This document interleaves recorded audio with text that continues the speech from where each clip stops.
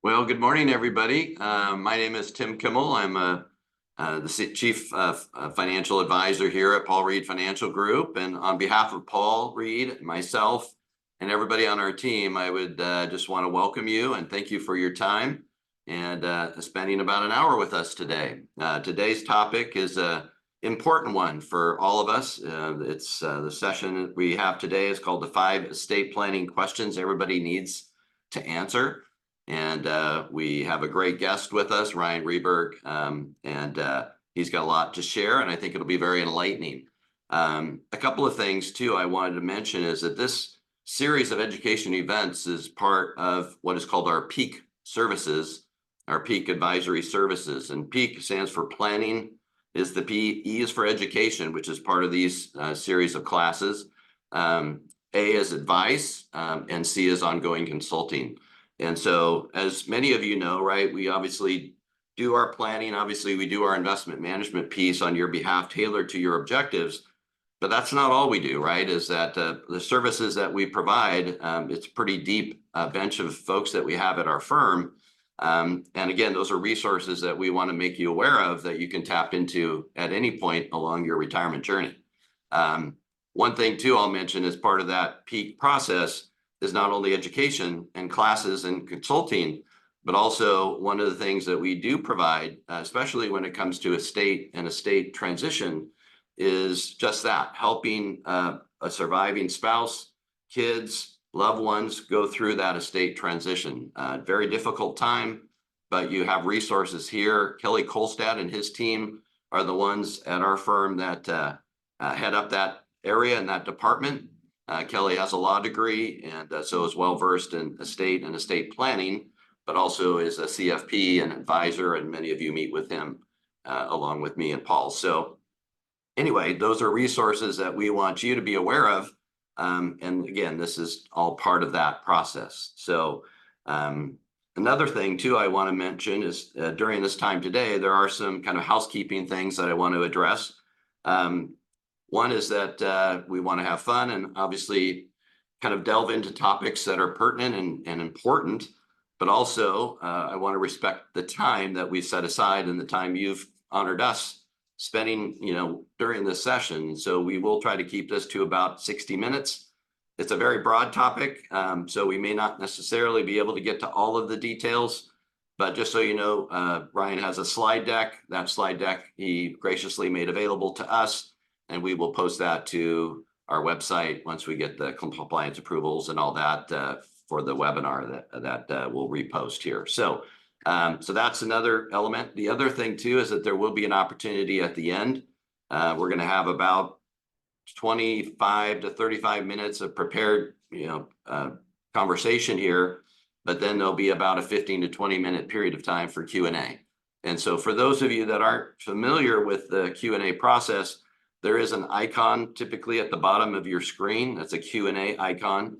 If you click onto that, it should take you to a chat box. That chat box will allow you to type in your question. And what I'll do is I'll collect those questions throughout the webinar today. And then at the end, during the prepared Q&A session, I'll try to get to as many of those as I possibly can. May not succeed, but we'll do our best. And just so you know, for those of you that we don't get to, we'll either somebody on our team or somebody on Ryan's team can reach out to you and address those questions. So we'll do our best, obviously, to kind of stay in tune with our 60-minute allotment of time. But again, we want to get to the content, but also the Q&A as well. So with that, I do want to introduce you to Ryan. I'm going to read his bio here, and then I'll give you some personal comments. Ryan is a partner and managing attorney at Rehberg Law Group. Ryan has been with the firm since 1990 and is son of the founder, his father, Hugh Rehberg. And Hugh is the one that established the firm in 1968. So this is a longstanding firm, and Ryan's been a part of it for a long, long time. So Ryan graduated from the University of Washington, received his bachelor's degree in business administration. He went on to receive master's degree in biblical studies and from Multnomah University in Portland. Ryan later completed his legal education through the Washington State Bar Association, our Bar Association Law Clerk program, and was admitted to the bar in 2021, 2022. So Ryan's been actively involved in local Rotary and his community church, and is a member of the Estate Planning Council of Seattle. So with that, Ryan as well, I'll tell you, this has been a part of my life. He's a friend that goes way back. We grew up in church, and we part of the same youth group. Unfortunately, my dad passed away about a year and a half, 2 years ago, and Ryan's been a big part of our family's process of going through my dad's estate and helping us with that. So again, with that said, I want to introduce and welcome Ryan, and looking forward to, Ryan, your comments and what you have to share with us. So thank you for your time, and looking forward to your prepared content. Awesome. Thank you, Tim. Yeah, well, welcome. Thank you again, and I'll let you have the floor here. I appreciate the welcome. Yes, it has been a privilege to be a part of your family now for decades, and so I appreciate that. It is a privilege to talk to you about estate planning. This is something that we do a lot with. My father did pass away, and yes, he did have his estate planning in place. Today's design of this session is to talk about the 5 estate planning questions everyone needs to answer. And there were 2 goals that were really asked of us when this was put together. One is to be able to dispel myths. There's a lot of things that we're told about estate planning that may or may not be true, or at least not fully true. So we will get into some of that today, and you'll see that with one of our quizzes. The second is to give you a resource. We've had the privilege of working with Paul Reed Financial Group, with Tim and Paul, and working with several of their clients, but will answer questions that have come up for them in estate planning. So even if everything isn't covered today and it's something you need to know more about, please get back in touch with them, and they will get in touch with us if you'll get answers for you. So just to be able to have a resource available to you in these areas. On topics to be covered, that was pretty much what was shown on that cover slide. If you came on early, why should you plan? Do you care? What plan is best? We'll talk about things you can do while you're alive and things that apply after you're dead. Where do my assets go? That is actually the fun session. Distribution provisions, and everybody has creative beneficiaries. So we look at that. Number 4 is, who do you put in charge? And I know that there was at least one question about this in the role of individuals versus professionals. So we hope to look at that. Last but not least, in the state of Washington, even though right now the federal limit is at 13.6, the state limit isn't. It's much lower than that. And so for some individuals, they are concerned about estate taxes. So we'll take a look at that too. But talking about myths, on slide 4, you'll notice a bunch of questions. On Emily, I think you may have a poll. There you go. Please fill that out. We'd love to see what you think about this.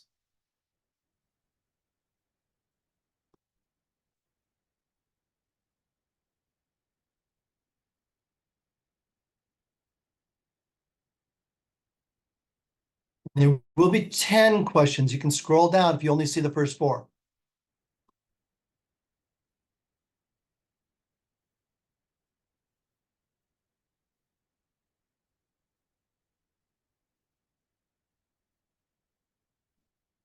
Okay. So we're actually not going to answer those questions right now. I'd like you to take a look at it. When we get to the Q&A, we'll go ahead and have Emily give a report on the quiz on how that went and what everybody's responses were. So we'll see how that comes up for you. But why should you plan? And the issue is for control and peace of mind. You really should be able to finish your estate planning, get it all signed, walk out the door and go, I am ready to die. That's your goal. Because when you plan your estate planning, you should plan it as if you were going to die. If you're going to survive, you should review it on a frequent basis, at least every 4 years, if not a major life event. A birth, a marriage, a divorce, debilitating disease, or a death are all life events that may cause you to review it. But the issue of being in control and having peace of mind is your goal in doing estate planning. You be in control as long as you can be in control. If you can't be in control, you choose who can be in control and who's going to manage it and for your benefit or for the benefit of your beneficiaries. All of those things are part of having peace of mind and control. And estate planning is just a series of tools. I'm an amateur gardener. As an amateur gardener, we bought a new house and we end up with this driveway on slide 6, a driveway that was all junipers. And so what we did is, slide 7. What we did is we decided to take the junipers out. And in taking them out, if anybody's ever taken out a juniper, you cannot do it with a little bitty shovel. You need a backhoe, a come along, a chainsaw, all the things to take out major roots. But when you go to plant, then you need to have the little shovels. It's having the proper tools to do the proper job. And so part of what we will talk about today is clarification about what are the tools. There is no perfect estate planning tool in Washington State that every client gets that fits for everybody's agenda. It's a whole list of tools. 1, who do you put in charge? 2, do you use a will or a trust? What about incapacity? Financial power of attorney, healthcare power of attorney, directive to physician, also called living will, also called please unplug me. Have you property titled your assets? That's one of the things that Tim and Paul look very clearly at. You say you've got an estate plan. Do the beneficiary designations go together with the estate plan?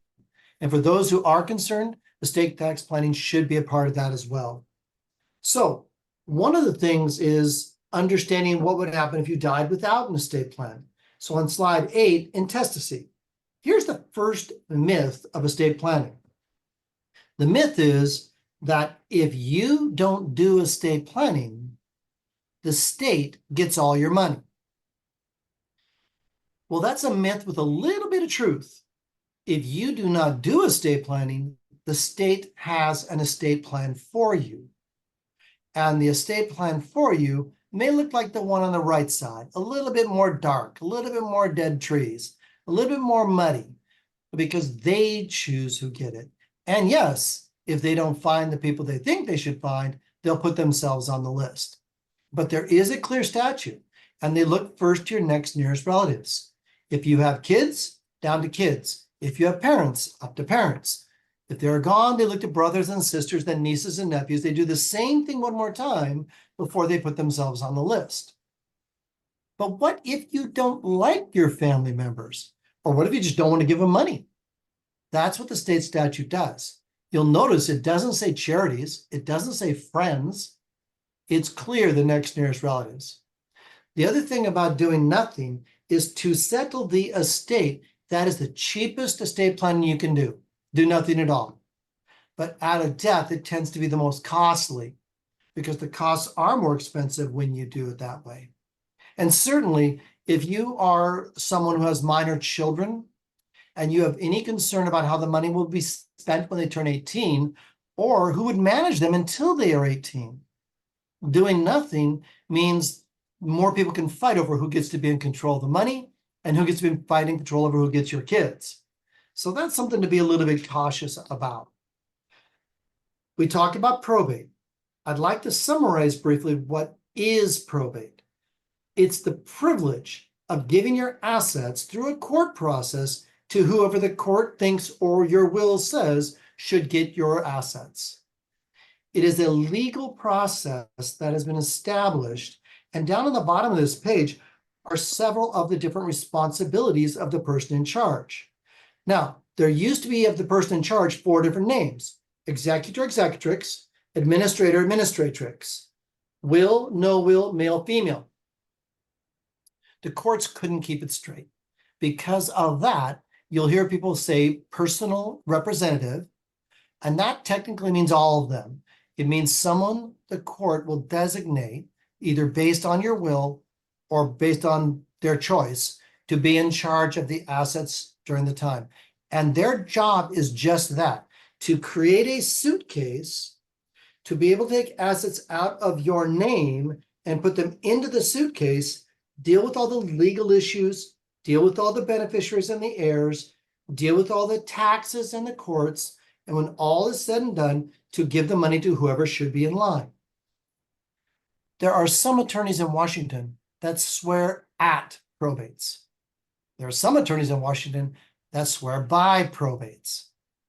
If you think of probate as time and money after you die, spent for someone to get in control of your assets to give them to who should get them, that's a better summary of what a probate is. And if you want to not go through probate, there are other tools you can do. But if probate is time and money after you die, one of the main things is you may have to spend more time and money while you're alive. And it sort of becomes a teeter-totter. And a lot of this, you'll realize, is that just a teeter-totter. Couple more details on slide 10 about probates. Average time, if it's a husband and wife and one dies, about 9 months. Normally, it's about 1.5 years. Some assets can be tied up, but usually that's only for the first month. Yes, it's public knowledge. Yes, costs are unpredictable. You should be working with an attorney who does probates, and if they are experienced, they will do even a probate at a flat fee. That way, the surprises are not there. Other issues. Why do you even need a probate? You would need a probate if there's an asset in just your name. Stay on 10 for just a minute more. You would need a probate if an asset is in just your name, and being in just your name, no one has the authority to transfer it at your death. This becomes more complicated if you have assets in more than one state. And each state has its own rules about how to handle a probate. So what people tend to forget is mineral deeds or mineral rights in other states are deeded property. And there are some timeshares that are deeded property. If you own those, it's potential you will have a probate in those states as well. And so some states, more complex, more expensive. Other states, less expensive, less complex. We're about middle of the road. Now 11. Factors, questions you should ask yourself.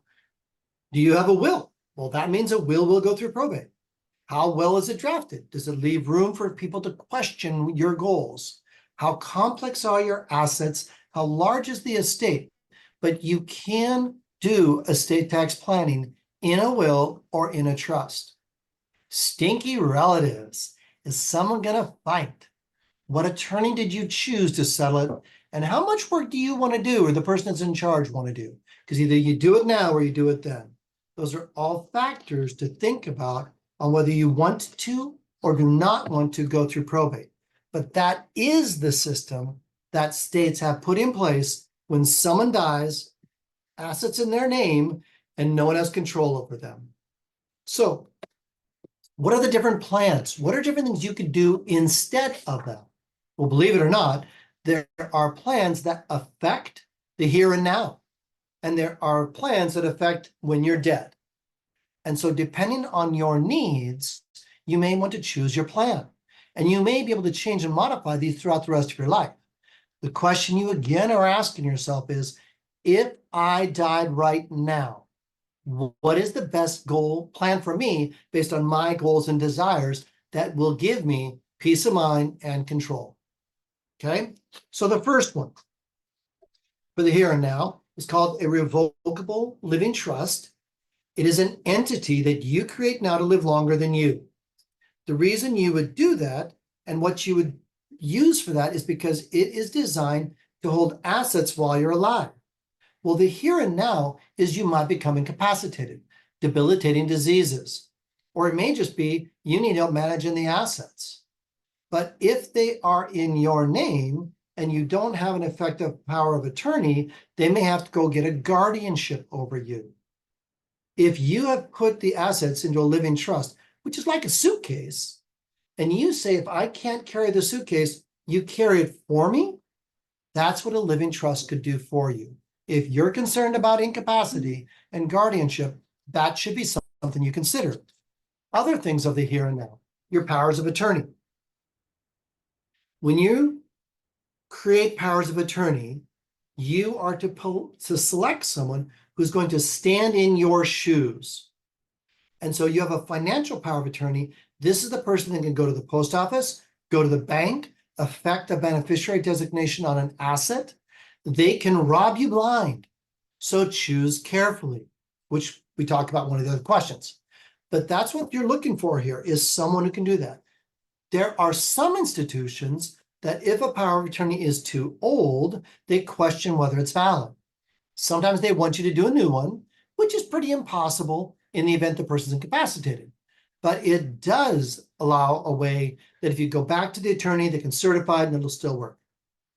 Another idea, just because you have a power of attorney, oh, sorry, still there. Just because you have a financial power of attorney, it's managing your own assets. And a good power of attorney will last for a period of time. But there are times when institutions will not honor it anymore, and that may be where a guardianship comes in. But that deals with the financial. That's the paying the bills, the tax returns, etc. There's also a medical power of attorney. On the medical power of attorney, this is the person that you want standing next to the bed in the event you're unconscious. If you've been in an accident and you've got an arm crushed, are we going to amputate or try to revive it? This is the person that could change doctors. This is the person that unplugs you. They're in control of that document. You've chosen it. This is also the person that could be in charge of organ donation or parting you out, if that's what you chose as well. So you want to choose very carefully. You should talk with them. Make sure that your views and their views are in alignment. We actually had a family, the parents went to their kids to ask about being the medical power of attorney. And they very quickly realized that they had a desire to be unplugged. They did not want to stay on life supports. They wanted to be out of there. And they were at their daughter's house, and she saw a bug in the house, and most people would have just killed it. They watched their daughter pick up the bug, carry it outside, put it down, and would never even consider killing it. So when they asked her about unplugging, she went, "Oh no, I could never do that." And they went, we need to change who we've chosen. But the medical power of attorney is a very, very important document, and it's very wise to choose carefully and to talk with them about what your goals and desires are to make sure their goals and desires are the same. And as I said, this person is in control of the directive to physician or the living will. That is the person who, if it comes to the end, and the only reason you're on life supports is because of the machines, the doctor is to ask, can I unplug you? What you have there is the hierarchy that doctors will ask to get a court appointment to do this if you do not have the document. So if that is not the order you would like for the person in charge of unplugging you, that's why one of the reasons it's important to get a medical power of attorney and a living will or a directive to physician, where you're making sure that your wishes are carried out. Well, what about the hereafter? With the hereafter, number one is titling. Well, there are different ways to title things. Joint tenant with right of survivorship is a legal fiction. You both own 100% of the asset. If one of you dies, it all goes to the other. Tenants in common is where you both own a percentage of it, whether it's 50-50 or a percentage on the document.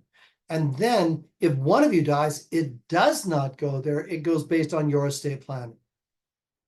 Beneficiary designations are also good, but one of the myths about beneficiary designations is if I make someone a beneficiary, it's not in my estate for estate tax purposes. That's not true. The government is very wise, and they will tax you on everything you have 1 minute before you die. So just be aware, beneficiary designations, transfer on death, payable on death, a name on the account after you die, are all very good tools, but they do not avoid estate taxes. The other issue becomes on a beneficiary designation is you got to die in the right order. If they die first, it's back to you and you don't have a beneficiary. Sometimes you can put a contingent. Sometimes there's other tools you might want to use. There is a danger of beneficiary designations and joint tenancy. We call that the loving son syndrome. where loving son is the only one in town, is paying all the bills. Mom asks him to go on the bank account. Not a problem until mom died. All the money in the bank account belonged to that one son when there were 3 kids. The money is the son's. He has to choose, does he share with his kids or his siblings or not? Because the money belonged to him because he was the beneficiary, the co-owner on the account. So be cautious with titling. Make sure you see the pluses and the minuses in the situations that you do that with. Another tool, in Washington State, and in about 9 states, there's a document called a community property agreement. If you are married, if at your death, you would like to leave everything to the surviving spouse, 100%, no protections, it's all yours. And you have a will that says that or not, but that you have that desire, then a community property agreement is a contract you both sign. That does bypass a probate on the first death. It makes it much simpler to settle the estate. As a couple, though, you still need a will or a living trust because you might die, both of you, and then you still have a problem. Again, the Washington CPA only works on Washington assets. So if you have property in other states, there are other things you may need to do. And last but not least, you may not want to leave everything to the surviving spouse. Why not? Oh, one more. There are times with a surviving spouse that you're coming into the marriage with separate sets of assets or separate sets of kids. And you want to take care of the spouse, but when the spouse dies, you want to go back to your kids. So, or estate taxes is an issue also. There are concerns you may have and protections you may want. In that case, it's not appropriate to get a community property agreement. So again, talking to an estate planning attorney that works in all these areas can help discuss what really applies to your situation. 19, a will. There are many myths about wills. In a will, if it is your primary tool, that is where you put who's going to be in charge and who gets it. One of the wills is if you have a will, then you don't need a probate. That's not true. The probate is created to go, a will is created to go through probate. That's what it's for. That's what it's to do. The other is the one we already talked about. If you don't have a will, the state gets it all. No. If you don't have a will, there's an order, but it may not be your order. Last one is a will can protect you if you become incapacitated. No, a will is only death planning. It only comes out once you die. Then we mentioned at the bottom, I love you wills. If you are over the 2193, that is state of Washington estate tax limit. If you want to put protections against estate taxes, which not everybody does, they may choose charities, they may choose other reasons, but if you want to, then doing an I love you will, honey, I love you, it's all yours, and a community property agreement voids out some of the estate tax protection you might be able to have. So be cautious with that. There are 2 types of wills. We'll talk about those later. There is one that can do estate tax planning. There's one that does not do estate tax planning. The I love you will has no estate tax planning. The honey, I love you, but will has estate tax planning. What's another tool? A revocable living trust. We talked about how a revocable living trust can avoid a guardianship, but there are other purposes if these are your goals that you may want to be aware of, because it becomes a legal entity that you're in control of throughout your lifetime. And you are wearing 3 hats. You're the trust maker, the creator, the trustee, the manager, and the beneficiary. You get to enjoy it. You put yourself in all 3 positions. And what normally you'd have in your will now goes in the living trust. Yes, you still have a will with the revocable living trust. It has 4 things. It's also called a pour over will, because one of them is that if you forget to put assets in the trust during your lifetime, the will do it at your death. Second, it revokes all of the wills that are out there. 3, if you choose to do creditors' claims after death, you can record the will. And last, but certainly not least, if there's a wrongful death lawsuit, car accident, there used to be all sorts of asbestos lawsuits, any kind of a wrongful death, they do need a personal representative. So that's one of the issues about that. There are other reasons why people tend to spend the money. And on page 22, we talk about some of these. One of the things we talk about is you don't lose control. That's one of the myths. It is your name, your social security number. You're in control. You can change it just like you can change a will. Another one is there's additional record keeping or taxes, not while you're alive, the same with a will. Those aren't the reasons to choose. We'll talk about reasons to choose between the two of them in a minute, but these are myths people have been told about trusts. The role of your trustee is the same role of the personal representative, except without the court's involvement. But one of the keys of a living trust is that a living trust is an entity where you create the whole suitcase now, and you spend the time and the money to create a bigger suitcase than just for a will, and you have to spend the time and the money to fill up the suitcase during your lifetime. That's why we said a probate is time and money after you die because you have a will. If you want to avoid that, that may mean you have to spend the time and the money now. And not everybody really wants to do that right now. So you have to be aware of that. So we put a handy chart that's a side-by-side comparison. And when we work with individuals and couples, we ask them to take a look at this, and we ask them to cross off everything that does not matter. Because for some people, who's going to do the work matters. For some people, incapacity does or does not matter. For some, stinky relatives. For some, outside and inside. There is no perfect tool in Washington State. If an attorney tells you there is, that tells you what they want to sell you. It's your goals. It's your desires. And you should work through this to determine what tool works best for you. Okay? Another page, the next page, we talk about pros and cons. And again, you can look at this a little bit later, but be aware there are pros and cons to both. And it's important that you understand that, otherwise you can't make an educated decision about that. Now, some people have said, what are more common reasons why people choose a trust? And that's on 25. They have real estate in more than one state. And either you make a joint tenant right of survivorship as a husband and wife, or transfer on death as an individual. Otherwise, you'll have multiple probates. I joke about Disney. Disney decided to do a timeshare. They did it in Florida, and it's real property. Then they did it in California, and it's real property. Then they did it in Hawaii, and it's real property. If you did their timeshare in all three locations, and then you die with a will, you could have 4 probates. You might want to rethink that one. Other issues is privacy. Once a will is in probate, it's public record from then on in. Stinky relatives. We have some clients that every time there is a death, there's World War III. Just, again, it has to be your goals and desires. You have to choose what meets your needs. That's on the different types of tools. Let's go to question 3. Where do my assets go? First of all, I talked about the 2 types of wills, and there's the honey, I love you, and the honey, I love you, but.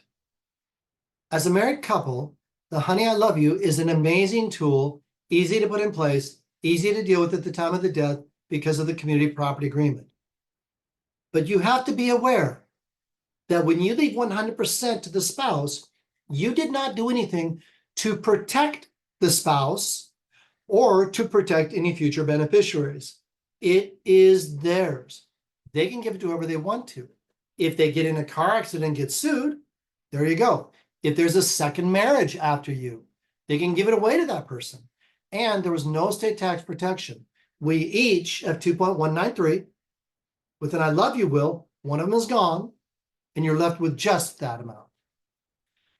The honey, I love you, but planning in a will or a trust, when one dies, the deceased goes into what's called a trust, called a testamentary irrevocable trust. It is inside the document, and it is there for the benefit of the spouse for their lifetime. Now, if the spouse gets sued, this cannot be sued against. It will still be there to take care of the surviving spouse. If the surviving spouse wants to remarry, they can give away their assets to the new spouse and their kids, but not yours. Last but not least is estate taxes. This preserves the estate tax limits, state and federal, on the first to die, so it's not taxed a second time. Last but not least is beneficiaries. We have many, many clients who come into a second marriage with separate sets of kids, and they want to take care of their new spouse if they die, but when that spouse dies, they would like something to go back to their kids. If that is your case, the I love you, honey will doesn't work. The I love you, honey planning, the I love you, honey but planning does work. It has to come back to your goals and desires. Another thing to think about who it goes to is your ultimate beneficiaries. This is where we have over 50 years of very creative clients with very creative beneficiaries. And on slide 28, we talk about some of these. For instance, do you have minor children or minor grandchildren? Many times people think, well, my kids are alive, it'll be fine. Yes, but if we learned nothing in the pandemic, people quit volunteering to die in the right order. What if one of your children predeceases you and there are grandkids? What would you like the testamentary trust for their benefit to be? Manners. Many clients have irresponsible children. They have children who, for some reason, have been through bankruptcies. Maybe there's been a marriage and a divorce. There was no responsibility, but it just is the way it is. And there may be child support issues. There may be those who did get involved in drugs and alcohol or bad behavioral things. There are different reasons why people choose not to give it outright. A positive one might be that your kids actually are making more money than you are, and anything you give them would cause there to be estate taxes. So maybe you choose to put a tool in place that protects it being taxed twice. And then we have a lot of clients that love our incentive trusts. We have clients who want it held onto for their kids, but they don't want their kids to become trust babies. So one of the things that their trust says is for every $1 on your annual income tax return, you can have $1 from the trust. Interesting thought. If in fact you get married and only one of you is working, we'll match whichever one of you is working. Maybe a generous client will say $2 for every $1 you earn. And yes, they have to turn the tax return in every year in order to get money from the trust. Depends on your beneficiaries. Two other things I want to talk about here are special needs trusts. This one, please, please, please help yourself, help your family, help your friends. This is a tool used when there are children that are autistic or Downs, grandchildren that are autistic or Downs. Families need to hear that there is a way to do their estate planning and still provide for those special needs kids. It's very, very important. So doing that type of a trust can give you real peace of mind without burdening one of maybe your other kids or a family member of having to be responsible for that child because you didn't leave money for them because you didn't know how. Very important tool. Last one there is the Dynasty Trust. Believe it or not, if you have that family vacation home that everybody has gone to for decades, you can actually put it in a trust for the next 150 years. And there's some very creative ways that you can do that. Okay, so let's talk about question 4. Who should I put in charge? This is critical. You need to think about who's going to be in control. You may have the best plan in place, but if you don't have the right person over that plan, you still may end up with a mess. So there's 4 main categories of who to put in charge. One is your immediate family, your kids, maybe your grandkids. But there are times, again, where I mentioned where we have second marriages and we have separate sets of kids. So who do you put in control over the other ones? Do you put them together? Because you can put more than one together. You can do that in powers of attorney. You can do that in your estate plan. But does that work well? Do they get along? Second, extended family. Hopefully someone they will respect, but someone else, a parent, a sister, a brother, anybody else that might be able to be there as extended family members of yours. Third is friends, business associates, those you wish were family. Last but not least is professionals. And that's where you put an attorney, a trust company, a CPA, a bank, where a professional is in there. Now, are there pluses and minuses to all four? Yes. Normally, you start at the top and go to the bottom. Why? Because they cost less. They will normally charge less for their services, depending on which level you go to. Corporate trustees, it's our job. So we have to charge for the work we do. But we're supposed to know what we're doing, and we're supposed to be the neutral party. So you need to look at who you would put in charge of carrying out your babysitter instructions if you've died. They are also the ones in charge if you become incapacitated to make sure they're taking care of the money for your benefit. So putting a choice of administrator in place is very, very important. There are several slides to follow. I'll only touch on 31 and a bit on 32, but you can see from this that the job of the fiduciary is very thorough. Both on 31 and on 32 are a lot of the different responsibilities that they have to do. These are all the things. So to settle an estate can be, in the next year and a half, anywhere from 350 to 700 hours, depending on the circumstances. So you want to make sure someone's available, someone who's knowledgeable, someone that will use your advisors to be able to help settle the estate and get guidance. That's what we joke. Do not put the smartest person you know in charge. They always think they can do it on their own. No, they have to be smart enough to know that they need help, because there's a lot they'll be doing. Another thing based on the Washington State Trust Act on page 33 is that there are notice requirements that have to go out every year about everything that went on that trust. A trustee may see this as a burden, but what the trustee learns is this is to their benefit, because it starts a statute of limitations on how often someone can come back after them for what they've done. Very important.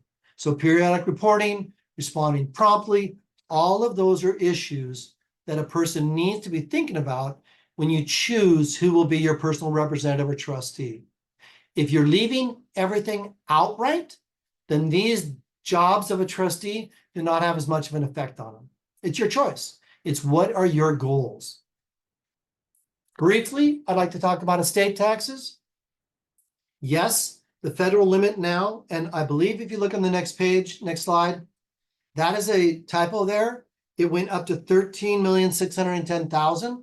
I apologize for that. That federal limit and the gifting limit a little bit later on did go up to 18 instead of 17. I accidentally left last year's numbers in. I apologize for doing that. But the state limit is stuck. Not as many people are worried about the federal limit. And yes, they're saying the federal limit will go down December 31st, 2025 to somewhere around 6.5 million each. There's a lot of speculation of whether that will happen or not happen. There's speculation, depends on which president you have in. Ironically, that decision will not be in the hands of the president. That's not who's voting. But doing estate taxes, for many people, when you add insurance in your name, when you add equity in homes, which went up a few years ago, and any kind of retirement accounts and all the rest of your investments, a lot of people do creep up to the 2193. And so there are times when you want to look at estate tax planning. Other items about estate taxes is the government wants their money in 9 months, and they don't want a promissory note. They want cash. And yes, at a date of death, you'll get a fair market value, date of death value of all stocks, all real estate, every location. It's important to have that to do the estate tax return. One of the myths is insurance, that insurance is not taxable. Well, insurance is not income taxable, but if it is in your estate, it is estate taxable. When you work with someone like Paul Reed's company and you're working with Tim or Paul or others there, what you learn is they will talk to you about that, because there are tools you can use with insurance to keep it out of estate taxes. Just other tools to think about. An example we give you comes through in the issue of pages 37, 38, and 39. And the result of giving up your 2193 would be anywhere between 230,000 to 300,000 that would go to estate taxes rather than to your beneficiaries. That's a very expensive mistake to make. And on 39 is where we talk about how you can do, honey, I love you, but wills or trusts. A myth is to do estate tax planning, you need a trust. No, you don't. You can do it in a will. There will be 2 probates. It's a will, but that's a choice you make. On page 40 is the other typo. It is 17. Again, I apologize. I sent last year's numbers to them, but it is now 17. You can do gifting to that to as many people as you'd like. What some people do not realize is that the federal and the state are different. If you go over the 18,000 for any one beneficiary this year, you do file a gift tax return. It decreases your 13.61 million mark, but it does not affect the state of Washington.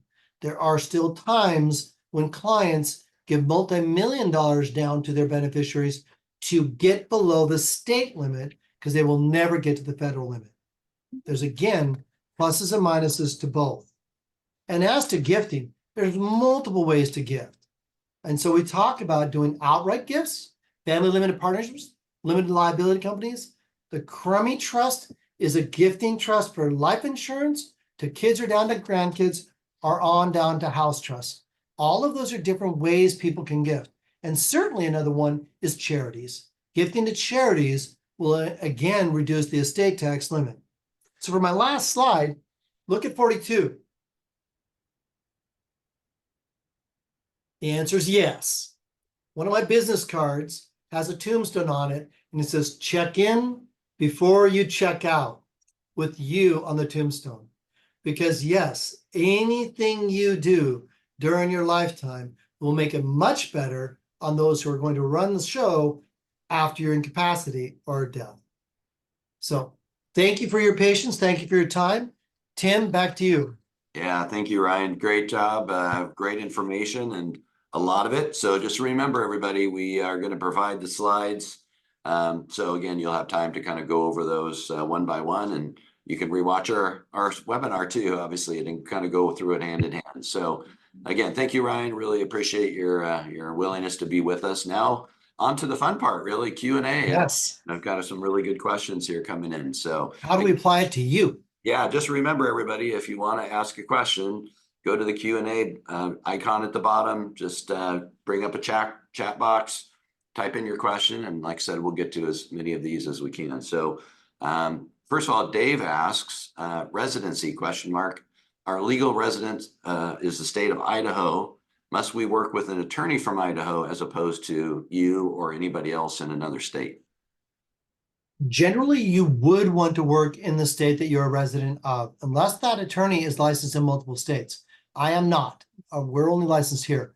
I can tell you, though, if you're going to do that, get back in touch with Tim, Dave, because we actually have another one of our seminars of how to interview an estate planning attorney. And so there's the top 10 questions you should ask. And so we can get that slide to Tim and he could get that to you, because there are questions that these are not rocket science questions. If you do not have peace of mind about that, then you will want to go to a different attorney. If you feel comfortable they can answer these questions, you're good as gold. But if your residence is Idaho, your real property is Idaho, you vote in Idaho, you should have an attorney in Idaho. We have many clients who have locations of, there are sunbirds or deeded timeshares or mineral rights, and they use us because we make the site as Washington. Great. Another question came from Sherry. Sherry said, would it be helpful to have a transfer on death deed for your home? Yes, it is helpful to have a transfer on death.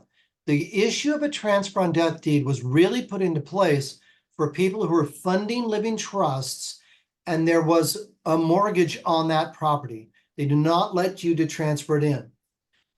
A transfer on death deed is a very smooth transition at your death, and you still get a step up in cost basis. But there's a danger.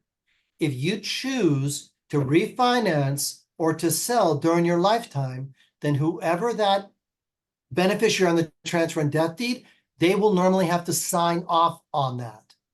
Additionally, they have an interest, and people, again, die in the wrong order. And if you do a transfer on death deed to someone and they die, there may be a probate that has to be in in order to remove them from the deed. So it's a good tool, right circumstance. The best time we've seen it is an individual parent and only one child is a beneficiary, and they guarantee me they will not die in the wrong order. Great. So Brian asks, if I understand the Honey, I Love You plan chart correctly, the state will tax any assets over the 2 million mark, approximately. How much is the state inheritance tax typically, Ryan? Yep. Brian, that is correct. My wife's name is Sandy, and if I gave up and gave everything to her, honey, I love you, everything above 2.193 is taxed, and it goes between 10 and 19%. And it's a graduated tax. The more you have, the higher the tax rate. That's why the example we used is it's between 230 and 300,000 if you've given up your complete exemption. That was the example toward the back. But yes, there are some clients that they don't want to have any restraints on the surviving spouse, and they're trusting the surviving spouse to do gifting or charitable causes if one of them dies, and they just say, we don't want to put the other thing in place. And so they use other tools. Great. Kind of a subset to that, Ryan, though, is that not every state has an inheritance tax. Is that correct?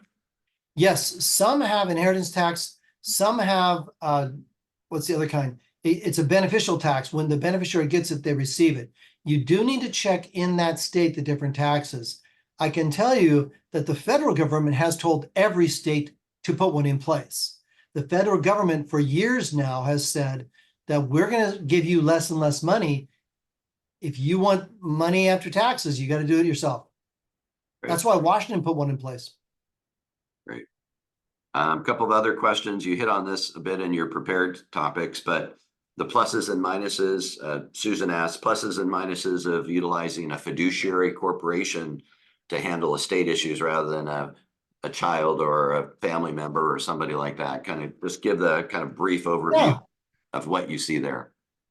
What we've seen is that you want to interview, first of all, you want to make sure, will they handle the type of assets that you have?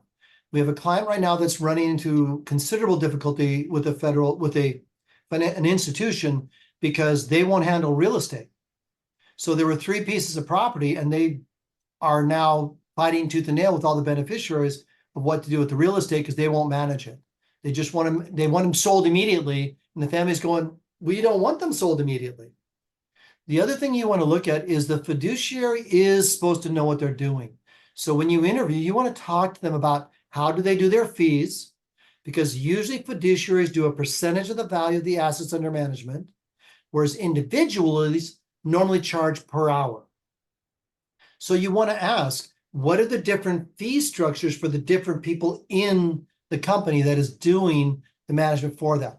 However, we are held to a higher standard. We are actually held to a higher standard of your money than you are. We're held to a higher standard than your kids, your relatives, and your friends. We have more to lose if we screw it up. If you have family that they're fighting a lot, another way they do it is they will make one of the family members work with the professional, so the professional can take all the pot shots from the family and the others can just do the job. So there's ways you can do teamwork on that. But you want to interview to make sure, have they done it? How many have they done? I would definitely talk with Tim and Paul and the rest of the team about who they recommend. Again, you're looking to see who is the best involved with the type of assets you have and can keep the relationship. And I will say, you want to make sure that whatever professional you choose will work with Tim and Paul or your agent, because your financial planner is more of the quarterback. They're more of the ones who know you, know the relationship, know everything involved. And so you want to make sure that they don't ditch them and take over with all of the knowledge that they have of the family. Great. So Chris asks, we've had a will and revocable trust for about 15 years. Should this be reviewed with an attorney, even if beneficiaries or things within the family haven't changed much? Yes, I would encourage that. We send out a letter normally to our clients about every 4 years. Life happens. You do not change though, unless you're going to change who's in control, who gets it, how they get it, or when they get it. What people tend to forget is to look at their alternates on their powers of attorney. So you want to look at it. There should be no charge to do a checkup on your estate plan. So make sure when you go into the meeting, and don't be fooled by no charge for the first hour. Most good estate planning meetings go 2 hours long or an hour and a half. So how much are they going to charge for the second hour is your question. You want to look at it, and if possible, get a copy to the institution, to the attorney before you go in to meet with them, because then they can have it all reviewed and it will save on the time involved in doing that. And so having it looked at, again, usually a birth, a marriage or a divorce of one of the beneficiaries, a debilitating disease of you, or a death of anybody involved, including one of the couple, is all reasons to take a look at it. Maybe not to change it, but take a look at it. So Ryan, would that be more of a dictate? Would time be the most dictating element of that review? Or in other words, if you've had a trust or a will in place for 10 or 15 years, is that dictate, or changes within the family, or both? Well, if no life event occurs every 4 years, I still say get it out, look at it, review it completely. Powers of attorney, wills, trust itself, who gets it, how they get it, when they get it, and who's in control. If you're happy and you've looked at it every 4 years and you're still happy with it, the laws haven't changed that much. Yeah, we've added different paragraphs, digital assets. Sometimes we add in travel mileage issues. There's all sorts of things that have come in. But again, if nothing's changed, don't make someone force you to do a change to the document just because it's been 15 years. Great. Good question. A couple more questions here. Two Please. more here. We have time, I think, for two more. And again, if we can't get to everybody's questions, we'll follow up, obviously, the best we can to make sure, answers are provided here. But if you have questions, even after the fact that you get back to Tim knows how to get a hold of me. Yeah, he will be able to get those and we'll get an answer back to you later. Yeah, thank you, Ryan. So Bob asks, recommended reading sources that will help kind of wade through some of these complexities, right, with estate planning. Do you have any good resources? Are they available on website? I mean, have you come across anything really that kind of makes it simplified at all, Ryan? Yeah, the reality is you could Google it and you'll be reading till you're 150. Yes, there are some resources. If two of them that are really good are the top questions and answers about revocable living trusts. Another one is how to fund the trust. We also have two that are an overview of a will and the overview of a trust. And Tori, who's listening in right now, if those aren't on our website, they probably should be before the day is out, because I encourage that. If you want to do an interview of estate planning attorneys, we have the top questions for that. We also have the top questions for interviewing a probate attorney. Those are all good resources. As to books, there are way too many of them. You really want to be able to ask your questions of someone that you can get the answers from and look at some of these materials. There's other seminars on our website that maybe have a topic you have interest from as well. Great. So here's the last one, Ryan. So it Okay. says, if I have a living trust, should I name my IRA trust the beneficiary? In other words, my IRA account has a beneficiary. I have a living trust outside. Should I name the primary beneficiary of my IRA the living trust? Correct. That depends on your beneficiary designations. The issue is the Secure Act. Please understand the Secure Act has been around for several years now. They've never finalized the regulations. We've gotten a word from our contact in New York that they're now at the printer.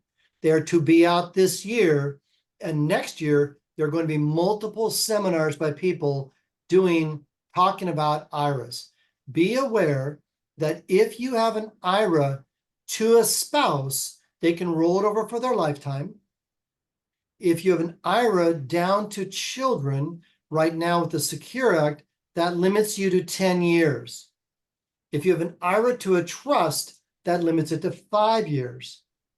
And if you're working with good wealth advisors, if you want to do charities and people, do them from two separate trusts, two separate IRAs, because a charity does not have a life expectancy, a person does, and it messes around with the institution.